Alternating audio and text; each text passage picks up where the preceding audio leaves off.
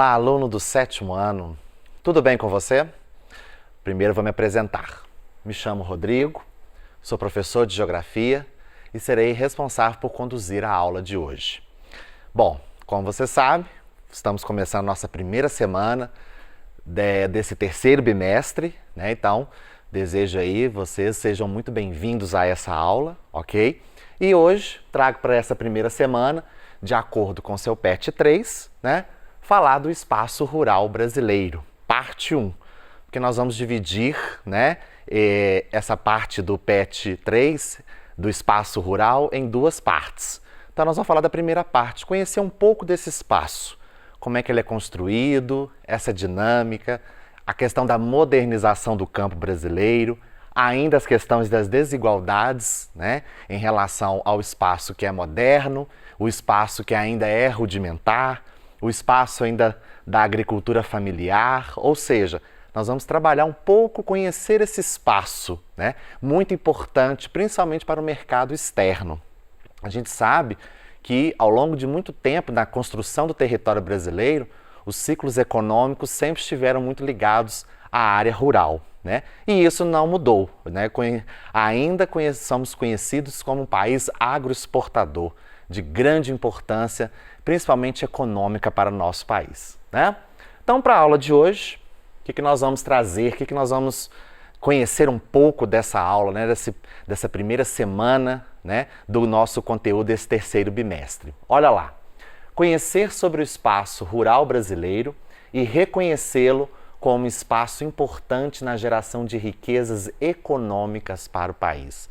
Toda vez, todo ano, trimestralmente, semestralmente, sempre aparecem dados em relação ao produto interno bruto brasileiro, né? Ou seja, a questão do crescimento econômico.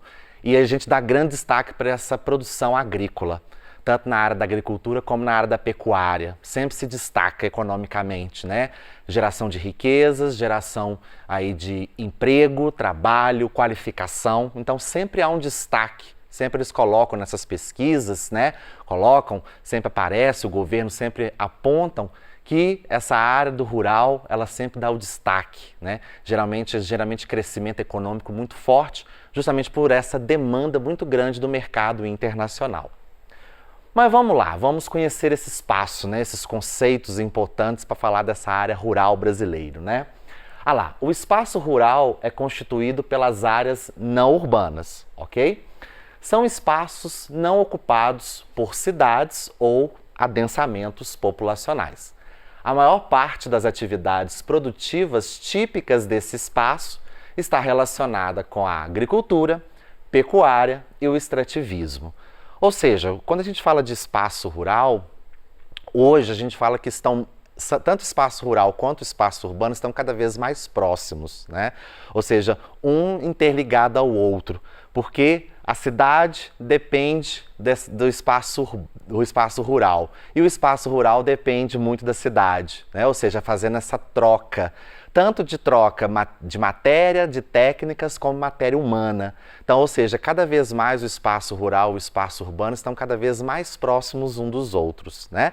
Mas quando a gente fala do espaço rural, a gente está falando desse espaço não ocupado pelas grandes cidades, vamos dizer assim, né? Mas se destaca ali a agricultura, a pecuária e o extrativismo. E aqui que nós vamos conhecer um pouquinho de cada um, né? O que é a agricultura, qual é a área da pecuária e qual é a área do extrativismo. Vamos lá. Primeiro aí nós vamos começar com a agricultura, né? Ah lá, consiste no cultivo de espécies vegetais que são utilizadas pelos seres humanos, seja como alimentos, bebidas, matéria-prima, para vários objetos, medicamentos e etc. É pautada no preparo da terra, plantio, adubação, irrigação, colheita, venda ou transformação de um produto em outro. Consequentemente, você aí, né, aluno, né, você em casa, quando os pais de vocês, ou até você mesmo, vai ali no sacolão, né, compra um produto, uma verdura, um legume, uma fruta, ou seja, muitas vezes originária desse campo, da parte da agricultura. Ou até mesmo você já consome um produto pronto, já industrializado, de origem da agricultura, um medicamento, né? Ou seja, então a gente convive o tempo todo com esses produtos originários da agricultura. Por isso essa grande importância, né, para a questão econômica, para a questão de qualidade das pessoas, de vida, né, dessa coisa que vai gerar aí para nós a todo momento, a gente convive com isso. Por isso, a importância essa cidade e o espaço urbano sempre interligados, a importância entre eles, né? A outra atividade que nós temos é a pecuária, ou seja, é uma atividade econômica voltada diretamente para a criação de animais, com fins econômicos e de consumo. Aqui, né, deixei algumas imagens daquilo que a gente consome no nosso dia a dia, né? Aí os animais aí que são, né, tem a questão do abatimento desses animais, o consumo de carne desses animais, tudo ligados aí à questão da pecuária, ok? Então, mas além da questão do corte, você também tem a produção de leite, muitas vezes também que a gente consome no nosso dia a dia. Claro que hoje a gente tem mais o leite industrializado, na caixinha, ensacado, né? Ou seja, já passa por um processo de industrialização desse produto, mas vem ali ligado à pecuária, ok? E o outro é o extrativismo, né? Que consiste na atividade de extrair os recursos naturais que a terra oferece por meio da coleta manual ou pode ser de máquinas, né? Existem 3 tipos de extrativismo, pode ser tanto vegetal, mineral e animal. Aqui uma figura, uma imagem, né, da retirada do látex aí para poder fazer a produção da borracha, né, que seria um exemplo de extrativismo vegetal, mas nós também temos o extrativismo mineral, aqui em Minas, por exemplo, né? A gente tem aí a mineração fortíssima, também economicamente importante aí para o país. E nós temos também, pode dar exemplo do extrativismo animal, no caso a pesca, né? Seria um exemplo típico aí de extrativismo animal, perfeito? Vamos lá, olha só, atualmente a zona rural brasileira é marcada por propriedades e modos de produção diversos. Olha para você ver essa questão, como eu coloquei lá no início, a questão dessas desigualdades da produção e ocupação de terras, né? Olha só. Há os latifúndios, que são grandes propriedades de terra, ok? Onde normalmente predomina a monocultura, que é a cultura de apenas um tipo de cultivo, como a soja. Então hoje, essas grandes propriedades de terra, chamadas de latifúndios, né? Tem a produção muito intensa, muito grande, então, ou seja, precisa cada vez de maiores espaços para essa produção. A soja é um grão aí muito comercializado no mundo, mas é só a soja? Não. Não, você tem aí o café também, que é uma grande produção, algodão, feijão, ou seja, você tem outros tipos aí de produto, matéria-prima, né, que você cultiva aqui no Brasil e que precisa de grandes áreas de cultivo, chamados os latifúndios, né? Então, ou seja, você tem essa desigualdade de terras, infelizmente ainda no Brasil, porque você vai ter grandes propriedades que ocupam a maior parte do território brasileiro, em compensação você vai ter outras pequenas parcelas, pequenas partes chamadas os minifúndios, né? A agricultura familiar, ou seja, são esses pequenos espaços também de produção, mas ainda há uma desigualdade muito grande, né? Ou seja, cada vez mais o latifúndio ganha espaço, consome cada vez mais áreas, há uma necessidade maior de produção pela exigência, principalmente do mercado externo. Então, a gente observa essa desigualdade pelo território brasileiro, né? Ah lá, outra questão. A zona rural brasileira tem uma importância fundamental para a economia do país, como dito lá sempre no início, né?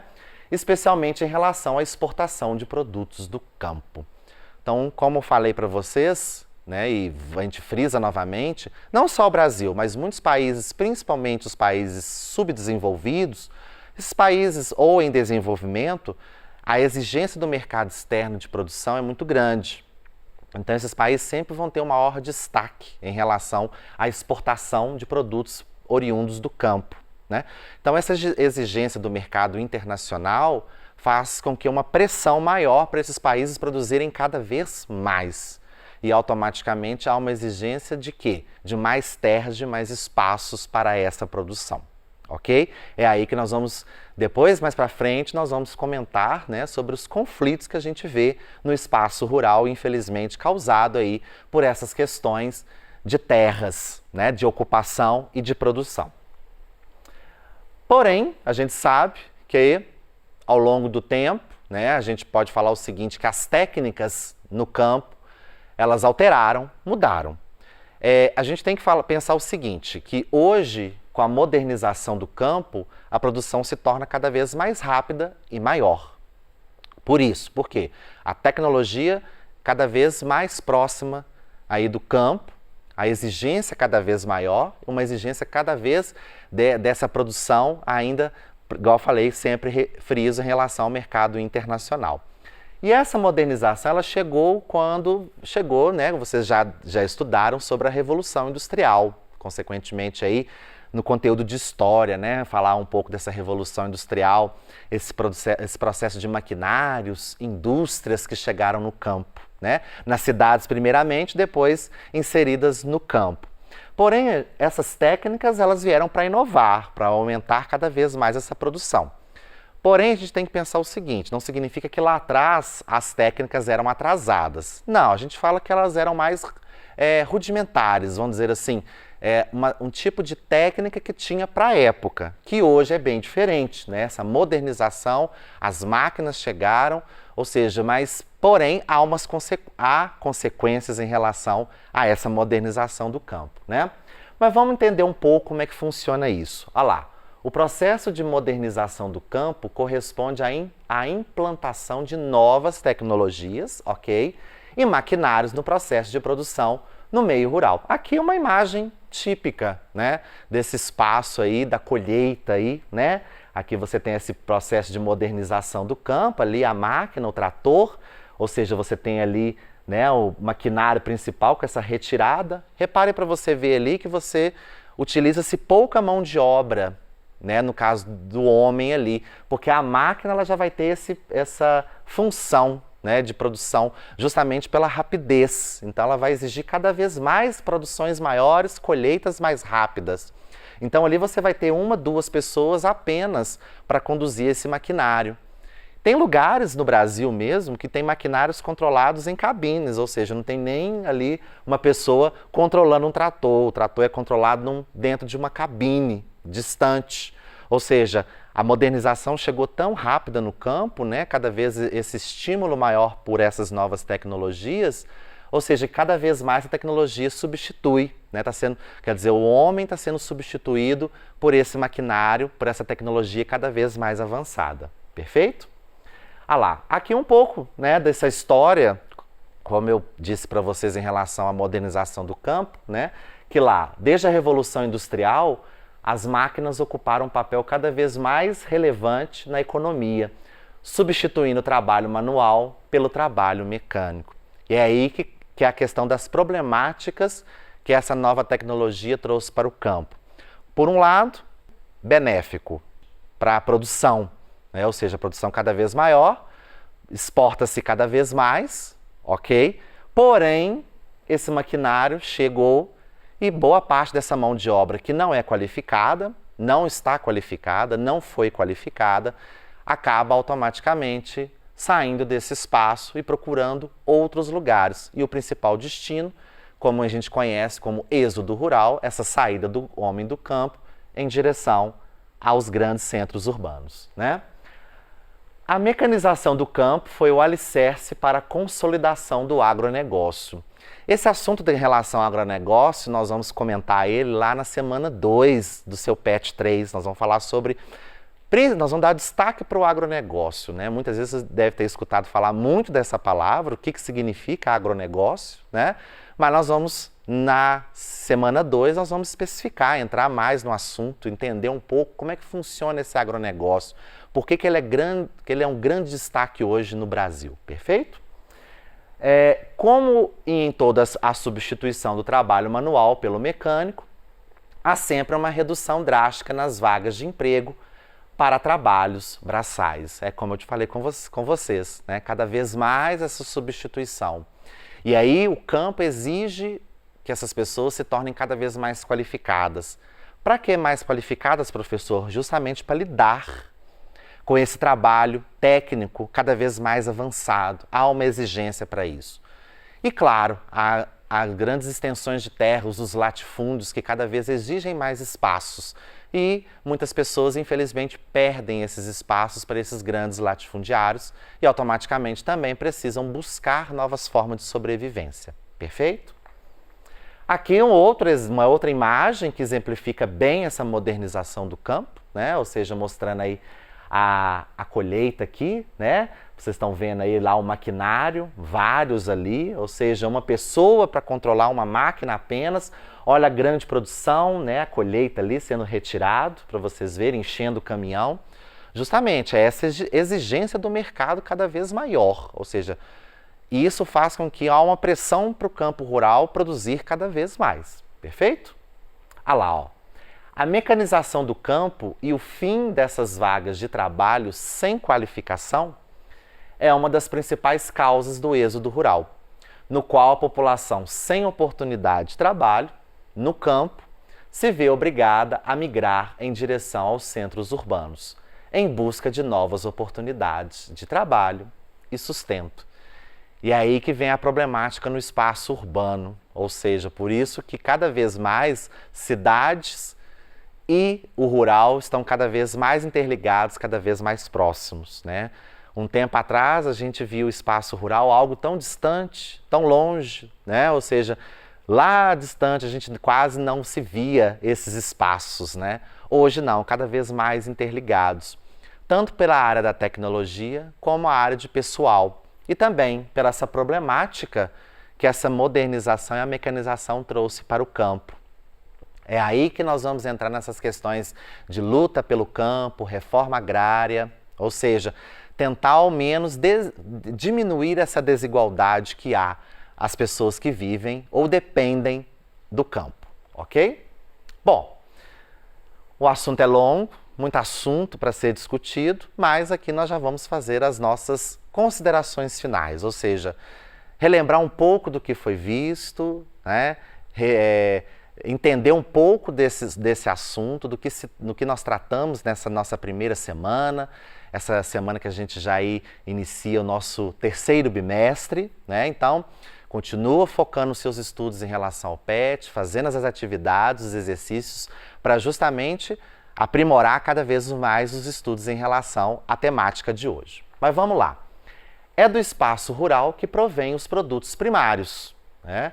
E que são transformados na indústria, especialmente na produção de alimentos. Então, como eu falei para vocês, né, o sacolão ali que você compra ali a sua verdura, o seu legume, né, diariamente ali ou na semana, ou os produtos que você já compra industrializados, e é aí que nós vamos frisar na próxima semana, em relação à semana 2, sobre o agronegócio, a importância desse agronegócio na questão da transformação da matéria-prima em produto industrializado, ok?